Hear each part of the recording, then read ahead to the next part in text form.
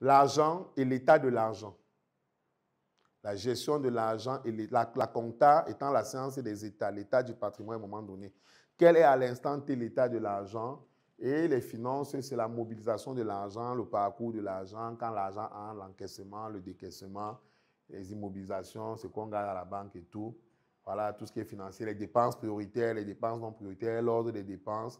Pendant que la comptabilité, c'est les documents qui arrêtent les états en temps réel de tout ça. Donc, les procédures comptables et financières sont extrêmement importantes parce qu'elles sont celles qui cristallisent tout. Même quand l'administration ne marche pas bien, mais qu'il y a l'argent, on est souvent calme. Souvent, on ouvre les yeux quand l'argent commence à diminuer. On s'assoit, on dit, mais qu'est-ce qui fait que l'argent diminue? On se rend compte que c'est poreux à ce niveau. C'est poreux à ce niveau. Et vous avez dit qu'ici, là, chez vous, les documents de travail deviennent hyper importants. Pourquoi? Parce que de tous les autres, votre séance est la plus technique. Votre séance est la plus technique. Il y a des patrons qui ne comprennent rien à la comptabilité. Tu le sais, Takoudjou. Ça veut dire que tu viens lui montrer un bon document comptable, il lit seulement. Mais encaisse, créance, débit, il n'a rien compris là. Il lit seulement. Donc, vous avez d'abord un devoir de simplifier au plus ce que lui va devoir digérer.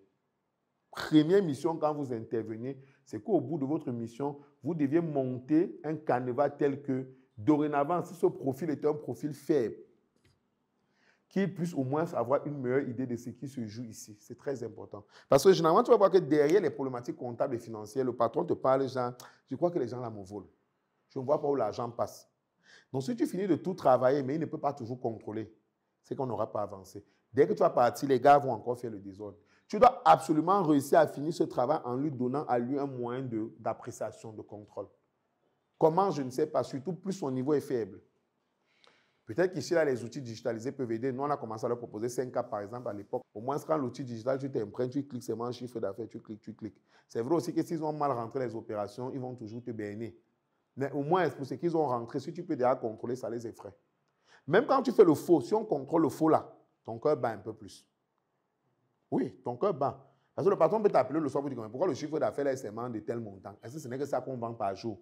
Le seul fait de voir t'expliquer là, tu paniques. Alors qu'avant, tu savais que quand il faut attendre un mois pour aller donner le document au boss, il y a plein de feux, plein de pages, tu entres ici, tu sors ici. Mais là, comme avec l'application, il faut voir ça tous les soirs. Le seul fait de savoir qu'au bout de la fin de la journée, si il gonfle les chiffres, le boss sait qu'on a commencé la journée à 9h et que le marché n'est pas bon. Comment il va faire pour faire là? C'est ce que je leur disais avec Clément, que le seul fait de pouvoir faire que le personnel qui veut te voler s'interroge, il recule. Il recule par rapport au vol. C'est quand il sent que c'est totalement open que lui n'a peur de rien. Par moment, la seule descente des missions comme ça effraie déjà beaucoup. Comme on vous a dit que quelqu'un a démissionné. Et il voit seulement la mission. C'est en ça que les audits externes sont importants et les gens ne le réalisent pas. Par moment, il faut convoquer l'audit externe juste pour rappeler au personnel que ce que vous faites là, je peux faire venir une mission, on contrôle tout ça. Parce que le comptable qui travaille en sachant qu'en fin d'année, il y a systématiquement une mission d'audit, c'est pas pareil, demandez à Takoudjou. Quand il sait que ses pairs, chaque 12 mois, viennent et vont lire toutes les lignes avec lui. Il y a des lignes que quand il passe, il sait que non, le boss peut rater, mais le pro ne va pas rater ça. C'est pas vrai, Steve. Que non, le boss peut rater, mais le pro, quand il va venir, lui et moi, il ne peut pas rater ça. Donc, même s'il doit voler, ça réduit. Non, il faut être fort vraiment. Or, quand la mission vient, elle est là que pour ça. Elle prend les cahiers, elle s'assoit, elle mange, elle boit, elle lit. Elle n'a que ça à faire. Donc, pourquoi tu la déjoues? C'est compliqué, n'est-ce pas? On va te prendre. Les missions d'audit ont réussi à démonter les gens qui volaient depuis 20 ans. Un jour, une mission d'audit arrive et te montre depuis le premier jour que tu as volé. Tant que les cahiers sont là, il ressort ça, il s'assoit, mais ok, ligne par ligne, la mission te dit que ici, là, explique-nous, sinon il y a malversation. Cette thématique t'intéresse et tu souhaites en savoir davantage. Tu souhaites notamment en parler avec un expert parce qu'elle te concerne, elle concerne ton business.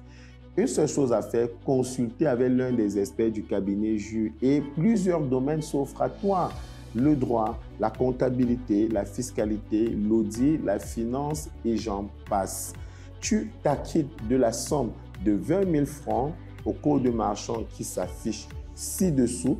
Tu renvoies la capture de ton paiement à l'un des numéros WhatsApp qui apparaît à l'écran. Sous 24 heures, on te programme, on parle pendant 1 heure de business, de ton business, on le level up. Et je rappelle que la malversation souvent n'est pas toujours le vol. C'est seulement mal changer les lignes. C'est-à-dire que la ligne du sable, tu utilises ça pour les cahiers. Si on ne voit pas une note administrative qui t'autorise à intervertir les lignes, dans certaines entreprises, c'est le détournement. Beaucoup de détournements que vous voyez souvent au conseil de discipline budgétaire, là, ce n'est pas souvent que les gens ont vraiment pris l'argent dans leur poche. C'est qu'ils ont interverti seulement des lignes budgétaires sans passer par la procédure qui autorisait à changer les lignes budgétaires. Ça vous montre donc d'abord ici l'importance du budget, parce que le budget est souvent la boussole de ce qui avait été ordonné pour être dépensé et pour être encaissé. À la réalité, la comptabilité va rien qu'être ce qui va être le fil conducteur de ça tout au long de l'année. Tu as même fait la dépense là qui t'a ordonné, qui t'a permis de faire ça. C'est vrai que ça aussi, ça entre dans le financier, dans la gestion. Et là, ça vous demande souvent de mettre à mal le directeur. Exercice très compliqué. On aime l'audit, mais on n'aime pas quand l'audit nous audite. Et c'est souvent la partie la plus compliquée pour vous. Comment mettre lui-même le directeur à mal? Quand il est très ouvert, comme ceux que nous on a croisés en Côte d'Ivoire, eux-mêmes, ils acceptent vite que non, c'est parce qu'ils ne connaissent pas, ils m'embrouillent. Par contre, quand c'est quelqu'un qui, comme nous, a un certain niveau de connaissance, il ne veut pas se laisser faire facilement. Il va toujours essayer de vous prouver que non, non, non, non. Et vous devez trouver les voies et moyens. Puis c'est lui le client, vous ne pouvez pas lui parler mal. Il peut couper la mission, comme ça, nous, on n'a plus d'argent. Donc, c'est pour vous dire que même vous, les intervenants, il y a une mission psychologique forte dans votre travail. Vous n'êtes pas en duel avec le gars, c'est le boss, c'est sa boîte. Vous devez trouver les moyens les plus pédagogiques de lui expliquer que, boss, à la réalité, tu es libre, man, c'est ta boîte. Mais sache qu'en procédant comme ça, tu fais tomber ta boîte. Et c'est mon rôle en tant qu'expert de te dire que cette pratique-là, continuellement, tu vas tomber. J'essaie seulement de t'expliquer, c'est tout. Mais papa, vraiment, c'est ton entreprise. Donc, si tu veux faire comment, ça t'engage. Mais quand tu changes les lignes là tout le temps, oui, tu veux dire quelque chose? Oui, je disais tout simplement qu'on a vu ça, comme tu es en train de parler de l'audit, on a vu ça avec notre dernier client d'audit. Donc, chacun d'entre nous ici peut se rappeler. Vous-même, vous savez ce qui est sorti de là. Voilà.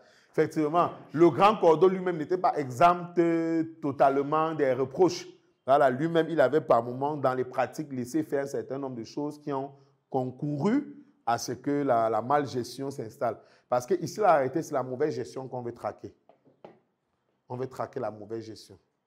La surfacturation, les dépenses inutiles, les détournements d'argent, voilà, et j'en passe. Et aussi, par moments, l'opérationnel qui n'est pas optimal.